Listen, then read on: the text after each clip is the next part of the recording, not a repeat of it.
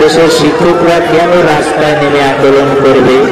এর সেই দুঃখজনক ও লজ্জাজনক কিছুই নাই। শিক্ষকদের বেতন ভাতা বৈষম্য রয়েছে এবং তাদের চাকরি স্থায়ী না জাতীয়করণের দাবিতে তারা অনেকদিন যাবতীয় আন্দোলন করে আসছে এবং তারা রাস্তায় নেমে নির্যাতিত হয়েছে, রক্তপাত জড়িয়েছে।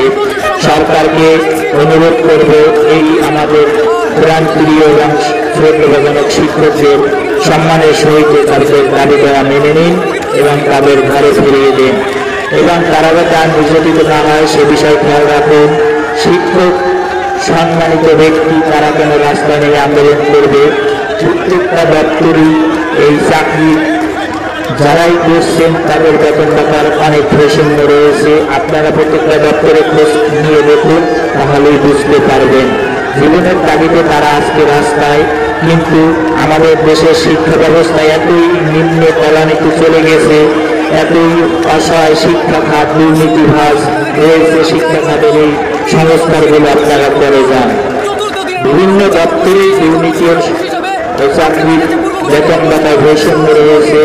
আপনারা এগুলো গুরুত্বতার সহিত কাজ করুন, তাহলেই দেখতে পারবেন যে দেশে রাস্তায় নামলে আন্দোলন না করলে কোনো দাবি দেওয়া মেনে নেওয়া হয় না, তারই প্রমাণ উদাহরণস্বরূপ এই শিক্ষকরা। কোনো দাবি দেওয়ার জন্য যদি রাস্তায় নামতে হয়, আমার দাবি আদায় করার জন্য আমি রাস্তায় নামতে হয়, তাহলে আমি রাস্তায় নামবো, তাকে অপরাধ কিসে? আবার সেখানে কেন লাঠিচার্জ হবে, সেখানে কেন রক্তপাত জড়াতে হবে? তাহলে আপনারা আগে থেকেই দপ্তরগুলো সংস্কার করুন, বেতন ভাতার বৈষম্য কাঠামো ঠিক করুন। আপনার একই দেশের মানুষ, একই দেশের নাগরিক চাকরি করে, চাকরিতে বিভিন্ন বেতন ভাতার বৈষম্য রয়েছে, এগুলো আপনারা দেখাশোনা করেন না। প্রত্যেকটা দপ্তর পরিচালনা করলে আপনারা বুঝতে পারবেন যে কত লোক চাকরি করে, কত বৈষম্য বেতন রয়েছে। একই দপ্তরে চাকরি করে বিভিন্ন বেতন ভাতার বৈষম্য দেখা যাচ্ছে। এভাবেই আপনারা রাষ্ট্র চালাচ্ছেন, আপনারা এগুলো দেখাশোনা করবেন না। দুর্নীতি বিষ করে ধরা আমাদের এই বাংলাদেশ। বলতেই হয়, যে দেশে রাস্তায় নেমে আন্দোলন করে নিজের অধিকার ফিরিয়ে আনতে হয়, সে দেশের মানুষের জন্য আপনারা কি করবেন তা এমনিতেই বোঝা যায়। তাই আমি বলতে চাই, শিক্ষকরা আমাদের সম্মানের ব্যক্তি। তারা আমার মা বাবার পরে স্থানেই তারা শিক্ষা দান করে থাকেন আমাদের। তাদের গুরুত্ব সহকারে তাদের এই দাবিগুলো মেনে নিতে হবে। তাদের এই দাবি যৌক্তিক দাবি।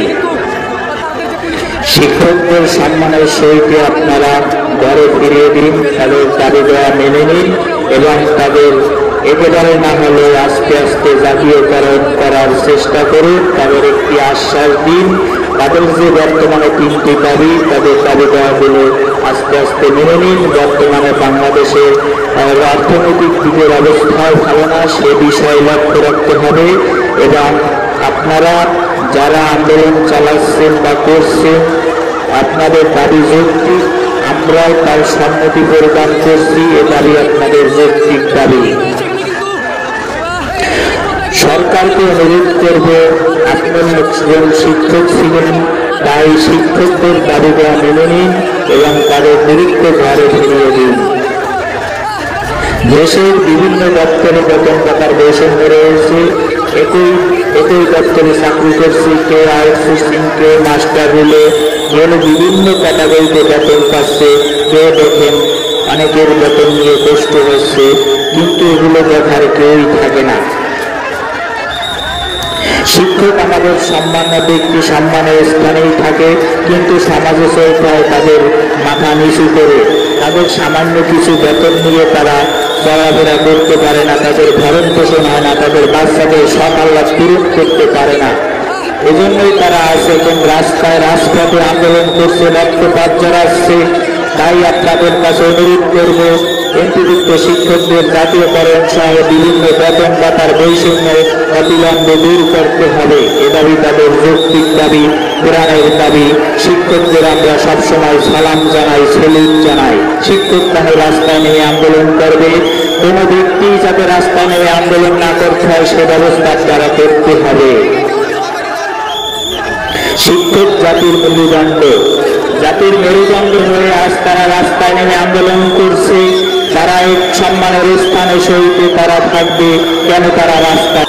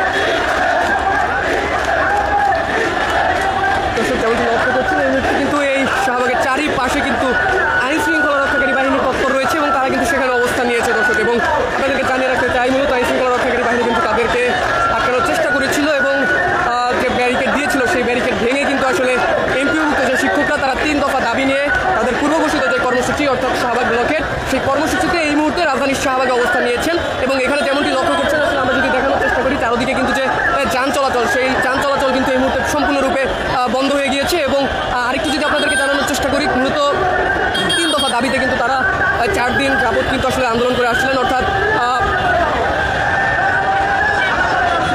20% যে বাড়ি ভাড়া এবং মূলত তাদের বেতনের যে 20% সেটি যাতে করে বাড়ি ভাড়া দেওয়া হয় এবং আমরা দেখতে পাচ্ছি এখানে পুলিশের ঊর্ধ্বতন কর্মকর্তা অর্থাৎ তারা কিন্তু এখানে রয়েছেন এবং আপনাদেরকে যদি একটু দেখানোর